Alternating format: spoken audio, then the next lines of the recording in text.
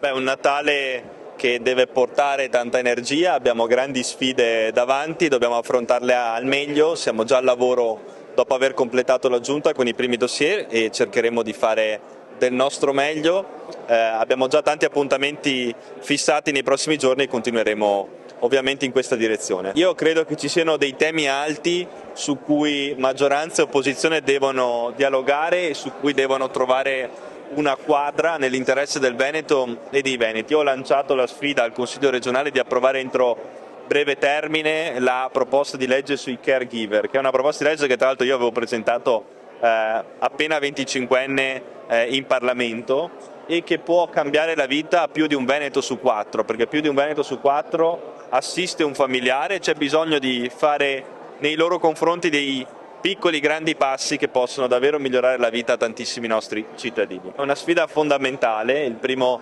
tavolo che apriremo sarà proprio con il mondo dell'università, regione e atenei universitari per condividere una strategia che già abbiamo elaborato per rendere sempre più attrattive le nostre università, ma soprattutto per mettere in connessione i talenti del nostro territorio e le imprese innovative. Allo stesso tempo è importante integrare sempre di più la formazione professionale e la formazione tecnica con il mondo dell'impresa. La soluzione alla mancanza di manodopera non è l'immigrazione, è integrare i nostri ragazzi nel mondo imprenditoriale e permettere loro delle condizioni lavorative agevoli. Sono dei fondi che non sono stati spesi per la comunicazione e questi fondi saranno devoluti alla sanità pubblica. Ho scelto, d'accordo con i due capigruppo,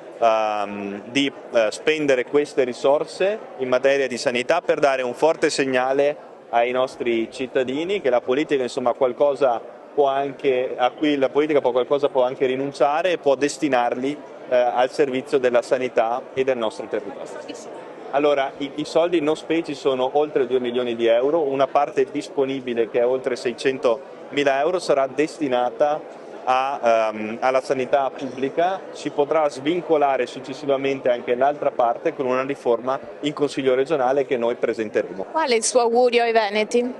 Beh, l'augurio intanto di passare un Natale felice, che è fondamentale, insieme possibilmente alla propria famiglia, un ringraziamento a chi il giorno di Natale lo dedica agli altri, magari lavorando, mettendosi al servizio degli altri, e soprattutto l'augurio che sia un 2026 di grandi risultati per il Veneto e per i veneti.